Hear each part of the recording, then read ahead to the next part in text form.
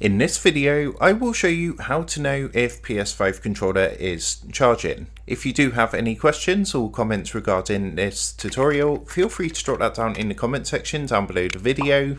And with that being said, let's jump straight into it. So here we are. As you can see, I'm on my PS5 now. I've got this controller actually connected at the moment. So as you can see, we can move this and you can see this is currently connected. So on this controller, I've actually got my USB-C cable, so the charging cable that came with the controller. This is currently connected into the PlayStation. Now, if we go ahead and actually plug this cable into the top, so I'm just going to plug that into here, you're going to see what's going to happen is that no lights are going to come on. You're just going to get the solid white light to show that this is connected.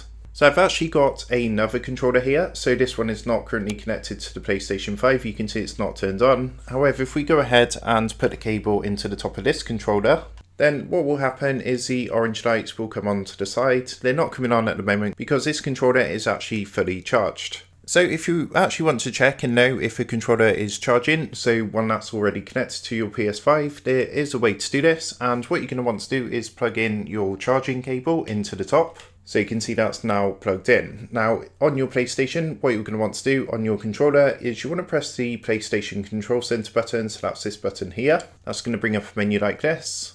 Then if you come down to the bottom, and what you want to do is just scroll along until you get to this controller icon here. So you can see actually it says the battery is fully charged.